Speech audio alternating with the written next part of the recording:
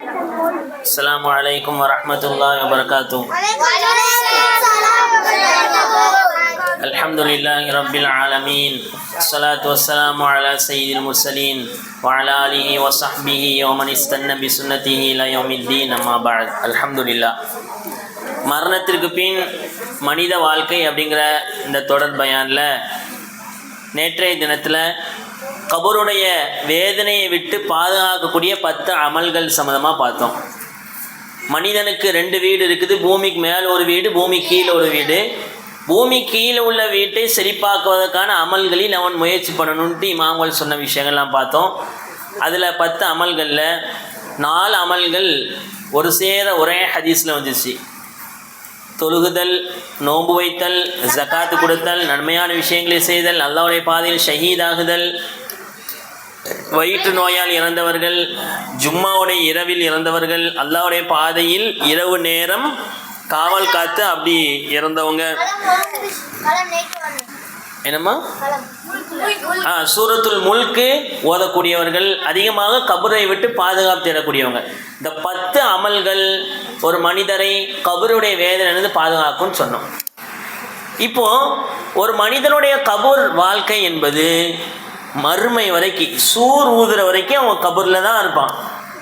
அந்த கேள்விக்கு பதில் சொல்லிட்டார் அப்படின்னா புது மாப்பிள்ளை தூங்குற மாதிரி அப்படியே தூங்க சொல்லப்படும்.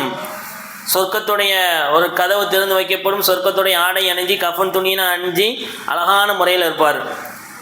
பதில் சொல்லலை அப்படின்னா நரகத்துடைய கதவு திறக்கப்படும். நரகத்துடைய ஆடை அணிஞ்சு நரகத்துடைய விரிப்பு விரித்து கபர் அவரை நெருக்கும். எப்படிலாம் வேதனை கொடுக்கப்படும் நம்ம சொன்னோம். பெரிய சுத்தியலால் அடிக்கப்படும். 99 பாம்பு அவர் மீது போடப்படும். பிறகு ஒரு பெரிய தேள், பெரிய கொடுக்கு உள்ள தேள் அவரை கொத்திக்கிட்டே இருக்கும். இதெல்லாம் நம்ம பார்த்தோம். இது எது வரைக்கும்? மறுமை வரைக்கும் நடந்து கொண்டே இருக்கும். நான் ஆரம்பத்திலே சொன்ன ஒரு விஷயம், ஒரு மனிதன் இறந்துட்டான்னா அவனுடைய கியாமத் ஆரம்பிச்சுட்டு, இப்போ முழு மனிதனுடைய கியாமத் எப்போ ஆரம்பிக்கும் அப்படின்னா அதுதான் சூர் ஊதுதல். இன்னையுடைய தலைப்பு அதுதான். சூர் ஊதப்படும் பொழுது என்னென்ன விஷயங்கள்லாம் நடக்கும், எத்தனை சூர் மொத்தம் இருக்குது, சூர் ஊதக்கூடியவர் யார், சூர் ஊதுவதை முதல்ல உலகத்தில் கேட்கக்கூடியவங்க யார், இது சம்மந்தமான விஷயங்கள்லாம் இன்ஷா அல்லாஹ் நீங்கள் பார்க்க போகிறோம். அல்லாஹ் குர்ஆனில் சூர் ஊதுவது சம்மந்தமாக நிறைய வசனங்கள் சொல்லியிருக்கிறான். சூரத்துல் அன்ஆம்ல வஹுவல்லதீ ஹலகஸ் ஸமாவாத்தி வல் அர்த பில் ஹக் வ யௌம யகூலு குன் ஃபயகூன் கௌலுஹுல் ஹக் வலஹுல் முல்கு யௌம யுன்ஃபஹு ஃபிஸ்-சூர். சூர் ஊதப்படக்கூடிய நாளுடைய ஆட்சி யார் கையில் இருக்கிறது? அல்லாஹ்வுடைய கையில் இருக்கிறது. உலகத்துடைய ஆட்சி அல்லாஹ்ட்ட தான் இருக்குது. மறுமையுடைய ஆட்சி அல்லாஹ்ட்ட இருக்குது. குறிப்பாக அல்லாஹ் சூர் ஊதப்படும் பொழுது அந்த ஆட்சி என்பது அல்லாஹ்வுடைய கையில் இருக்கிறதுன்ட்டு அல்லாஹ் குர்ஆனில் சொல்லி காமிக்கிறான். அதே மாதிரி சூர் ஊதப்படக்கூடிய விஷயத்தில் அந்த சூர் ஊதுனோடனே எல்லா மக்களும் ஒன்று சேர்த்தப்படுவார்கள் அப்படின்னு அல்லாஹ் குர்ஆனில் சொல்கிறான். சூரத்துல் கஹ்ஃப்ல وَتَرَكْنَا بَعْضَهُمْ يَوْمَئِذٍ يَمُوجُ فِي بَعْضٍ وَنُفِخَ فِي الصُّورِ فَجَمَعْنَاهُمْ جَمْعًا. சூர் ஊதப்படும் பொழுது எல்லா மக்களையும் நாம் ஒன்று சேர்த்து விடுவோம் நல்லா சொல்கிறான். சூர் ஊதப்படும் பொழுது மக்கள் ஒன்று சேர்க்கப்படுவார்கள் நல்லா குர்ஆனில் சொல்கிறான். அதே மாதிரி சூர் ஊதப்படும் பொழுது காஃபிர்கள் எப்படி எழுப்பப்படுவாங்கன்னா அவங்களுடைய கண்கள் எல்லாம் நீல கலர், ப்ளூ கலரில் இருக்கும். ப்ளூ கலரில் ஏன் இருக்குது? அது அழகு கிடையாது, அசிங்கம், அதே மாதிரி கேவலத்துடைய அடையாளம். அந்த கண்ணு ப்ளூ கலரில் இருக்கிறது மறுமையில் ஒரு ஆள்கிட்ட பார்த்தாலே அவன் யார் தான்? குற்றவாளி, காஃபிர், பாவம் செய்தவன்ட்டு அடையாளமாக அல்லாஹ் கண்ணை நீல கலரில் அல்லாஹ் எழுப்புவான். அல்லாஹ் குர்ஆனில் சொல்கிறான் சூரத்து தாஹால யௌம யுன்ஃபஹு ஃபிஸ்-சூர் வ நஹ்ஷுருல் முஜ்ரிமீன் யௌமஇதின் ஸுர்கா. பாவம் செய்தவர்களை அவர்களுடைய கண்கள் நீல நிறத்தில் நாம் எழுப்புவோம் அல்லாஹ் குர்ஆனில் சொல்கிறான். அதே மாதிரி சூர் ஊதப்படும் பொழுது யாருக்கும் உதவி செய்ய முடியாது. அல்லாஹ் குர்ஆன்ல சூரத்துல் மூமினூன் சொல்றான் ஃபைதா நுஃபிக ஃபிஸ்-சூர் ஃபலா அன்சாப பைனஹும் யௌமஇதின் வலா யதஸாலூன். சூர் ஊதப்படும் பொழுது யாருக்கும் உதவி செய்ய முடியாது. அன்சாப்னா இரத்த பந்த சொந்தம் கிடையாது, நசபு இருக்காது அவங்களுக்கு. இது எங்கள் வாப்பா தான், எங்கள் வாப்பா பெரிய ஆலிம்ஸா, என் உம்மா வந்து பெரிய ஆலிமா, என் பிள்ளை வந்து ஆஃபுஸா, அவள் எனக்கு வந்து பண்ணுவோம். ஒன்று யாரையும் கண்டுக்கிட மாட்டாங்க. சூர் ஊதப்படக்கூடிய அந்த நாளை நல்லா குர்ஆன்ல சொல்கிறான். அதே மாதிரி சூர் ஊதப்படும் பொழுது எல்லாரும் எழுந்து நிற்பார்கள் அப்படின்னு நல்லா குர்ஆன்ல சொன்னான். சூரத்து ஸுமர்ல வனுஃபிக ஃபிஸ்ஸூர் ஃபஸஅஇக மன் ஃபிஸ் ஸமாவாத் வமன் ஃபில் அர்த். சூர் ஊதப்படும் பொழுது வானத்தில் உள்ளவர்கள் பூமியில் உள்ளவர்கள் எல்லாரும் சஅஇக அப்படின்னா மூர்ச்சையாகி அப்படி மயங்கி பேர் அதிர்ச்சியில் விழுந்து விடுவார்கள். யாரு? பூமியில் உள்ளவங்க மட்டும் கிடையாது, வானத்தில் இருக்கக்கூடிய மலக்குமார்களும் விழுந்துருவாங்க, மலக்குமார்களும் மௌத்தாயிருவாங்க சூர் ஊதப்படும் பொழுது அல்லாஹ் குர்ஆன்ல சொல்றான். அதே மாதிரி இது நடந்தே தீரும், அல்லாஹ்வுடைய வாக்குறுதி. வனுஃபிக ஃபிஸ்ஸூர் ஸாலிக யௌமுல் வஈத். இன்னைக்கு ஓதனானா நேற்று ஓதனா சூரத்து காஃப்ல ஓதப்பட்ட ஒரு வசனம். சூர் ஊதப்படக்கூடிய அந்த நாள் அது நடந்தே தீரும், அல்லாஹ்வுடைய வாக்கு நடந்தே தீரும் அல்லாஹ் குர்ஆன்ல சொல்றான். இப்படி பல இடங்கள்ல அல்லாஹ் சூர் ஊதப்படுவது சம்பந்தமாக சொல்கிறான். இந்த சூர்னா என்ன அப்படின்ட்டு விளக்க நமக்கு தெரியணும். சாது வாவுரா சூர்னா சூர் கிடையாது. சூர்னா சுவர், சூறாவுடைய பன்மையாயிரும். நான் சொல்ல சாது சூர். நப்சாசம் அவங்கள கேட்கப்படுச்சு, செய் திருமீதியில் வருது. ஜா அராபியிலன் நபி, நப்சாசம் ஒரு காட்டரபி வந்தார், விவரம் தெரியாத ஒரு ஆள் வந்தார். வந்து கால மஸ்ஸூர், சூர்னா என்ன, சூர் ஊதப்படும் சொல்றீங்க மறுமையில, சூர்னா என்ன அப்படின்னு கேட்டார். நப்சாசம் பதில் சொன்னாங்க, கர்னுன் யுன்ஃபகு ஃபீஹி. சூர்னா ஒன்றும் இல்லை, ட்ரம்பட் பார்த்துருக்கீங்களா, இந்த பீப்பி மாதிரி இப்படி இருக்கும் கொம்பு, அந்த கொம்பு, இதுதான் சூர், அதில் ஊதப்படும் அப்படின்னு நப்சாசம் சொன்னாங்க. சூர்னா ஊதப்படக்கூடிய ஒரு ட்ரம்பட் மாதிரியான விஷயம் நப்சாசம் விளக்கி தந்திருக்கிறாங்க. இந்த சூரை ஊதக்கூடியவர் யாரு அப்படிங்கிற சம்பந்தமாக நிறைய கருத்து வந்திருக்குது. அவங்க ஊதக்கூடிய மலக்குடைய பேரு இஸ்ராஃபீல் அலைஹிஸ்ஸலாம். ஆனால் ஹதீஸ்கள் அவங்களுக்கு நிறைய பேர்கள் சொல்லப்பட்டிருக்குது. நப்சாசம் சொன்ன செய்தி அல்லாமா ஃபத்ஹுல் பாரி அந்த கிதாபில் இப்னு ஹஜர் அஸ்கான் ரஹ்மத்துல்லாஹி எழுதுறாங்க. இப்னு மஸ்ஊத் ரலியல்லாஹு அன்ஹு சொல்றாங்க, யௌம யகூமு மலக்கு சூர் பைன ஸமாஇ வல் அர்த். வானத்துக்கும் பூமிக்கும் மத்தியில சூர் ஊதக்கூடியவர் இருப்பார். அவர் பேர் மலக்கு சூர். இந்த ஹதீஸ்ல எப்படி வந்து இருக்குது, 4 பேர் இருக்குது அவர் பேருக்கு ஹதீஸ்கள்ல. முதலாவது மலக்கு சூர், சூர் ஊதக்கூடிய மலக்கு அப்படின்னு அவருக்கு ஒரு பேர் இருக்குது. அவர் என்ன செய்வார்னா ஃபயன்ஃபுகு ஃபீஹி, அந்த சூரிலே ஊதுவார். கர்னுன் ஃபலா யபகா ஹல்குன் மன் ஃபிஸ் ஸமாவாத் வலா ஃபில் அர்த் இல்லா மாத். அதை கேட்கக்கூடிய வானத்தில் உள்ளவர்கள் பூமியில் உள்ளவர்கள் எல்லோரும் இறந்து விடுவார்கள் அப்படின்ட்டு நப்சாசம் அவங்க சொன்னாங்க. அப்போ சூர் ஊதக்கூடிய மலக்குக்கு பேர் மலக்கு சூர், முதலாவது பேர். ரெண்டாவது செய்தி திருமீதியில் வருது, அவருக்கு இன்னொரு பேர் இருக்குது, சாஹிபுல் கர்னு. என்ன சாஹிபுல் கர்ன், சாஹிப்னா உடையவர், கர்ன் அப்படின்னா அந்த சூருடைய இன்னொரு பேர் தான் கர்ன், சூர் உடையவர் அப்படின்னு அவருக்கு பேர் இருக்குது. நப்சாசம் அவங்க எப்போதுமே கவலையிலே இருப்பாங்கிறான். சஹாபாக்கள் கேட்டாங்க, யாரும் சொன்னது ஏன் கவலையிலே இருக்கீங்க, எப்போ பார்த்தாலும் கவலை தோய்ந்த முகத்தோடு இருக்கிறீங்களேன்னு கேட்கும் பொழுது நப்சாசம் போய் சொன்னாங்க, இப்போ கைஃபான என்னால் எப்படி சந்தோஷமாக இருக்க முடியும், உன் கழுத்தில் ஒருத்தன் கத்தி வச்சுட்டு இருந்தா நீ சந்தோஷமாக சிரிப்பியா, உன் மேலே வந்து ஒரு கட்டிட இடிஞ்சு விழப்போது இப்படி நிற்கிது, சந்தோஷமாக சிரிப்போமா, அது மாதிரி நப்சாசம் கைஃபான நான் எப்படி சந்தோஷமாக இருக்க முடியும். ஒக்கது இத்தக்கமா சாஹிபுல் கர்னி அல் கர்ன், சூர் ஊதக்கூடியவர் சூரை வச்சுட்டு ரெடியாக அப்படி நிற்கிறாரு. அத்லெட்லாம் பார்த்துருக்கேன், ஒலிம்பிக்லாம் ரேஸ்லாம் வைப்பாங்கல்ல, ஸ்போர்ட்ஸ் டேல நடக்கும் ரேஸ்லாம் நடந்துச்சுல்ல, ரெடியாக நிற்பாங்க, ரெடி ஸ்டடி கோ அப்படிங்கிற அந்த கோ சொன்னோன்னே எழுச்சிடுவாங்க, பறந்து போயிடுவாங்க. அதை மாதிரி மலக்கு ரெடி ஸ்டடியில் நிற்கிறாரு. அப்போ எப்படி நான் இதை பார்க்குறேன், நான் எப்படி சந்தோஷமாக இருக்க முடியும். வஹத்தா ஜபஹத்துஹு வஅஸா ஸமஅஹு, காது தாழ்த்தி கேட்டு அப்படி ரெடியே நிற்கிறார். அல்லாஹ் ஊது அப்படி எப்போ சொல்லுவான்னு காத்துக்கிட்டே இருக்கிறாரு. என் தவிர ஐயோ உமர் எப்போ அவருக்கு ஏவப்படும் அவர் காத்து கொண்டு இருக்கிறார் அப்படின்னு நப்சாசம் சொன்னாங்க. சஹாபாக்கள் யார சொல்லலாம், இப்போ நாங்கள் என்ன செய்யணும், சூர் ஊதக்கூடிய ஒரு ரெடியாக நிற்கிறாரு, நாங்கள் என்ன செய்யணும். நப்சாசம் சொன்னாங்க, ஹஸ்புனல்லாஹு வ நிஅமல் வக்கீல், இதை அதிகமாக சொல்லுங்க. ஹஸ்புனல்லாஹு வ நிஅமல் வக்கீல், தவக்கல்னா அலல்லாஹ், தவக்கல்னா அலல்லாஹி ரப்பினா அப்படின்ட்டு இந்த அதிகமாக இந்த துவாவை ஓதுங்கள் நம்சாசம் சொன்னாங்க. அப்போது இந்த ஹதீஸில் அவருக்கு பேர் சாஹிபுல் கர்னு, மலக்கு சூர் சாஹிபுல் கர்னு. மூணாவது பேர் அவருக்கு சாஹிபு சூர், சூர் உடையவர்னே ஒரு பேர் இருக்குது. நம்சாசம் செய்த சில்சிலத்து சஹீஹான கிதாபில் வருது. இன்னும் தரஃபா சாஹிப சூர், சாஹிபு சூர் இல்லை, சாஹிபு சூரு ரெடியாக இருக்கிறார். எப்போ அல்லாஹ் அவரை படைச்சானோ அதிலிருந்து அவர் ரெடியாக இருக்கிறார். எந்தொரு நஹவல் அரிஷ், அரிஷை பார்த்துட்டே இருக்கிறார். அல்லாவுடைய அரிசி கீழே தான் அவர் இருக்கிறாரு, இப்படியே பார்த்துட்டே இருக்கிறார். அல்லாஹ் எப்பமா கட்டளையிடுவானா அப்படின்னு இந்த சூரை வாயில வச்சு பார்த்து கொண்டே இருக்கிறார். மகாஃபாத் ஐயோ உமர் கபலாயி எர்த்தந்த இலையை தரப்பா, கண்ணை சிமிட்டாமல் பார்த்துட்டே இருக்கிறான். கண்ணை சிமிட்னா அந்த நேரத்தில் அல்லாஹ் ஊதுன்னு சொல்லிடுவானோ அப்படின்ட்டு பயந்து கண்ணை சிமிட்டாமல் அப்படியே அல்லாவுடைய கட்டளை எதிர்பார்த்த வண்ணமாக அரிசை நோக்கி அவர் பார்த்து கொண்டே இருக்கிறார் அப்படின்னு நம்சாசம் அவங்க சொன்னாங்க. கண் ஐனைஹி கௌகபானி துர்ரியான், அவருடைய 2 கண்ணு. யாருடைய கண்ணு? சாஹிபுல் சூர், சூர் ஊதக்கூடிய அந்த இஸ்ராஃபில் அலைஹிஸ்ஸலாமுடைய கண் என்பது 2 மின்னக்கூடிய நட்சத்திரத்தை போல, கோள்களை போல பெரிய கண்களை உடையவர் அவர் அப்படின்னு நம்சாசம் அவங்க சொன்னாங்க. இது மூணாவது பேர் சாஹிபு சூர்.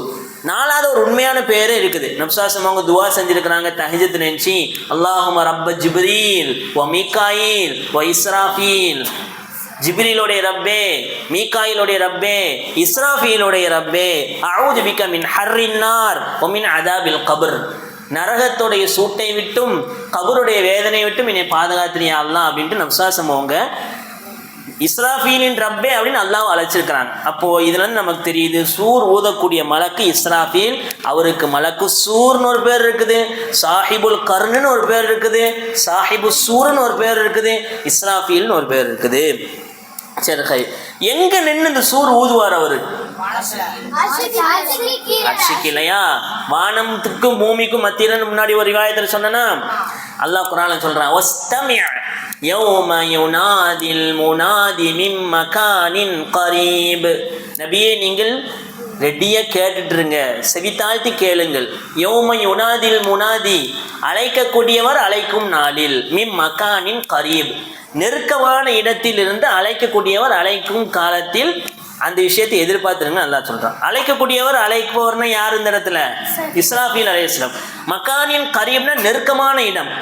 நெருக்கமான இடங்க தஃப்சீர்கள் எழுதுறாங்க பைத்துல் முகத்தஸ். இப்போ இருக்கிறதுல பலஸ்தீன், பைத்துல் முகத்தஸில் நின்று தான் இஸ்ராஃபீல் அலைஹிஸ்ஸலாம் அவங்க சூர் ஊதுவாங்க. ஏன் அந்த இடத்துல மக்கானின் கரீப் நல்லா சொல்கிறான்னா, வானத்துக்கும் பைத்துல் முகத்தஸுக்கும் ரொம்ப நெருக்கமான தொடர்பு இருக்குது.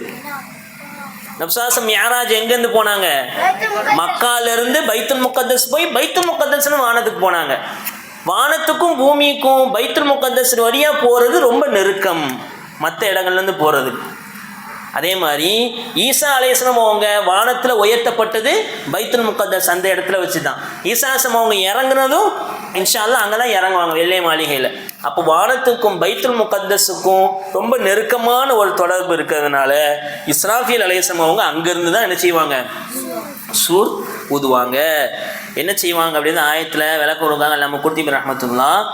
அவர் சொல்லுவாராம், ஐயத்துஹல் இதாமுல் பாலியா, ஓ உடைஞ்ச எலும்புகளே, ஒல் அவுசாலில் முன்கத்தியா, உடைந்து போன சிதறி போன முறிவு, இந்த எலும்பு முறிவுகளே, ஒயா இலாமன் நஹிரா, மண்ணோடு மண்ணா ஆன மக்கி போன அந்த எலும்புகளே, ஒயா அக்ஃபானன் ஃபானியா, கிழிஞ்சி போன கஃபனை உடையவர்களே, ஒயா குலூபன் ஹாவியா, பயங்கரமான அல்லாவை பயப்படக்கூடிய அடுத்த நிலைமையை நினைச்சு பயப்படக்கூடிய உள்ளத்தை உடையவர்களே, ஒயா அபுதானன் ஃபாசிதா, பாலாய் போன உடலை உடையவர்களே, ஒயா உயூனன் சாயிலா, அழுது அழுது கண்ணால் அந்த அடையாளம், கண்ணீரின் அடையாளம் உடையவர்களே, கூமூலி ஆரதி ரப்பில் ஆலமீன், எல்லோரும் எஞ்சி நிற்கக்கூடிய அந்த ரப்புல் ஆலமீனுக்கு முன்னால் நீங்கள் எஞ்சி நிற்கிறதுக்காக வேண்டி உங்கள் கபூர்லேருந்து எந்திங்க அப்படின்னு சொல்லிட்டு சூர் ஊதுவார் அப்படின்ட்டு அல்லாமா குர்துபி ரஹ்மத்துல்லாஹ் இந்த ஆயத்துக்கு விளக்கம் எழுதியிருக்கிறாங்க. அப்போ அவர் எங்கேருந்து ஊதுவார்? பைத்துல் முகத்தஸ்லேருந்து ஊதுவார். எந்த நேரத்தில் ஊதுவார்? நைட்டில் இல்லை. விசாசம் சொன்னாங்க, ஜும்மா நாளில் தான் மறுமை நாள் ஏற்படும். விசுவாசம் சொன்ன செய்தி சஹீஹ் முஸ்லிம்ல நஃப்ஹு மின் யௌமில் ஜும்ஆ, ஜும்மா நாளில் தான் சூர் ஊதப்படும். எப்போ தெரியுமா? ஜும்மா நாளில். அதுவும் வமின் துலூஇல் ஃபஜ்ரி இலா துலூஇஷ் ஷம்ஸ், ஃபஜ்ர் தொழுகையிலிருந்து சூரியன் உதயமாகும்ல, அதாவது ஃபஜ்ர் தொழுகை சூரியன் உதயத்துக்கு முன்னாடி நம்ம தொழுகிறோம், சூரியன் உதயமாகிற நேரம், இந்த 2 நேரத்துக்கு மத்தியில் தான் சூர் ஊதுவாங்க. அப்போ தான் உலகம் அழியும். புரியுதா நான் சொல்ல வருது? ஃபஜ்ர் தொழுகைக்கும் சூரியன் உதயமாவதற்கு மத்தியில் உள்ள நேரத்தில் தான் சூர் ஊதப்படும் நப்சாசம் அவங்க சொன்னாங்க. அதுவும் ஜும்மா நாளில் தான் நடக்கும். இன்னொரு வாயத்தில் வருது, ஜும்மா நாள் ஏன் இவ்வளோ சிறப்புப்பட்டதுன்னா 5 விஷயம் நடந்துச்சு ஜும்மா நாளில். ஆதம் அலைஹிஸ்ஸலாம் படைக்கப்பட்டாங்க, அதில் தான் பூமியில் இறக்கப்பட்டாங்க, அதில் தான் அழிஞ்சாங்க, அதில் தான் மௌத்தானாங்க. 4வது மர்மை நாள் வெள்ளிக்கிழமையில தான் வரும். 5வது அதில் ஒரு நேரம் இருக்குது, அதில் அல்லாஹ் என்ன கேட்டாலும் கபூல் செஞ்சிருவான். அதுலேயும் அந்த குறிப்பான நேரம் என்பது, அதாவது சூர் ஊதப்படக்கூடிய நேரம் என்பது ஃபஜ்ர் தொழுகையிலிருந்து சூரியன் உதயமாகின்ற வரை. நப்சாதம் சொன்னாங்க, உலகத்தில் இருக்கக்கூடிய மனித ஜின்னை தவிர மற்ற எல்லாரும் பயப்படுமா? வெள்ளிக்கிழமை வந்துட்டாலே பறவைகள், விலங்குகள் எல்லாம் பயப்படும். ஐயோ ஃபஜ்ர் தொழுகை வந்துட்டு சூரியன் உதயமானதுக்கு முன்னாடி சூர் ஊதப்பட்டுருமோ அப்படின்னு பயப்படும். சூரியன் உதயமானவனே தான் எல்லாரும் ரிலாக்ஸ் ஆகும், இன்னைக்கு மறுமை கிடையாது அப்படின்ட்டு. ஒவ்வொரு வெள்ளிக்கிழமையும் படைப்பினங்கள் எல்லாம் அல்லாஹ்வை பயப்படுகின்றன, சூர் ஊதப்படுமோ அப்படின்னு நப்சாசமாக சொன்னாங்க, மனிதன் ஜின்னை தவிர அப்படின்னு சொன்னாங்க. மொத்தம் சூறு முடிக்க போதுப்பா. மொத்தம் சூறு எத்தனை இருக்குது அப்படின்னா 3 சூர் இருக்குது. ஆனால் சரியான கருத்து என்னன்னா 2 சூர்.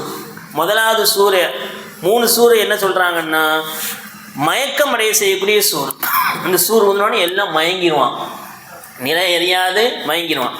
2வது சூர் ஊதினோடனே எல்லாரும் இறந்துருவான். 3வது சூர் ஊதினோடனே எல்லாரும் எழுப்பப்படுவாங்க. ஆனால் சரியான கருத்து 2 சூர் அப்படிங்கிறது தான். முதல் சூர் பார்த்து நஃப்ஹத்து ஸாயிக், இறக்குற சூர். நான் சொல்கிறேன், நுஃபிக ஃபிஸ் சூர் وَنُفِخَ فِي الصُّورِ فَصَعِقَ مَنْ فِي السَّمَاوَاتِ وَمَنْ فِي الْأَرْضِ, வானத்தில் உள்ளவர்கள் பூமியில் உள்ளவங்க எல்லாரும் சூர் ஊதப்பட்டோன்னே மயங்கி மூர்ச்சையாகி அதிர்ச்சியில் விழுந்து இறந்துருவாங்க. பிறக்கும் பொழுது ஒருத்தர் வித்தியாசம் இருக்கும். நமக்கு முன்னாடி எத்தனை பேர் போயிருப்பாங்க, நம்ம பின்னாடி எத்தனை பேர் வர இருக்கிறாங்க. ஆனால் சூர் ஊதப்பட்ட உடனே உலகத்தில் இருக்கக்கூடிய எல்லாரும் ஒரே நேரத்தில் அழிஞ்சிருவாங்க. எல்லா மொழி பேசக்கூடிய எல்லாரும் ஒரே நேரத்தில் அழிவார்கள். முதல்ல அந்த சூரை கேட்கக்கூடியவங்க யார் அப்படின்னா நப்சாசம் சொன்ன செய்தி சஹீஹ் முஸ்லீமில் வருது. அது பெரிய நீண்ட சம்பவம். மறுமை நாளுக்கு நெருக்கத்தில் நிறைய அடையாளங்கள் நடக்கும். அப்போ ஷாம் தேசத்தில் அல்லாஹ் ஒரு காற்றை அனுப்புவான். அந்த காற்று என்ன செய்யும்னா எல்லா மூமீன்களுடைய மூக்குக்குள்ளேயும் போயிடும், அவனுடைய அக்களுக்குள்ளே போய் அந்த காற்று யாரெல்லாம், அந்த ஒரு மூமின் எங்கெல்லாம் ஒளிஞ்சாலும், அது பாறைக்குள்ளே ஒளிஞ்சாலும் புகைக்குள்ளே ஒளிஞ்சாலும் மூமினை அந்த காற்று போய் அடையும். அந்த காற்று அடைஞ்சோடனே இந்த மூமின் இறந்துருவார், லேசான முறையில் இறந்துருவார். இப்போ பூமியில் மோசமானவங்க, ரொம்ப கெட்ட செயல் செய்யக்கூடியவங்க மட்டும்தான் வாழ்வாங்க. அவங்க எப்படி இருப்பாங்கன்னா பறவைகளைப் போல, கீறி கிழிக்கக்கூடிய விலங்குகளைப் போல இச்சைகளை தீர்த்து கொள்வார்கள். ரொம்ப மோசமான செயல்களில் ஈடுபடுவாங்க. கண்ணு முன்னெல்லாம் அவங்களுக்கு தெரியாது, அவங்களை கட்டுப்படுத்தக்கூடிய எந்த சக்தியும் இருக்காது. ரொம்ப மோசமாக இருக்கும் பொழுது இப்போ தான் அல்லாஹ் என்ன செய்வான்னா சூர் ஊத சொல்லுவான். உலகத்தில் கெட்டவங்க மட்டும் இருக்கும் பொழுது தான் என்ன செய்யப்படும், சூர் ஊதப்படும். முதல்ல சூரை யார் கேட்பான்னா ஒட்டகம் இருக்கலாம். ஒட்டகத்துக்கு தண்ணி குடிக்கும்ல தொட்டி, அந்த தொட்டியை செப் பண்ணிட்டுருவார், அந்த தொட்டியை சரி செஞ்சுட்டு இருப்பார் ஒருத்தர், களிமண் வச்சு எப்படி கட்டிட்டு இருப்பார். அவள் தான் முதல்ல சூர் சத்தத்தை கேட்பார். அதுக்கப்புறம் உலகத்தில் உள்ள எல்லாரும் கேட்பாங்க. ஒரே நேரத்தில் உலகத்தில் கூட எல்லா கெட்டவங்களும் இறந்து போயிடுவாங்க. அதுக்கு பிறகு என்னெல்லாம் நடக்குங்கிறது இன்ஷா அல்லாஹ் பின்னாடி பார்ப்போம். இதில் முதல் சூர்.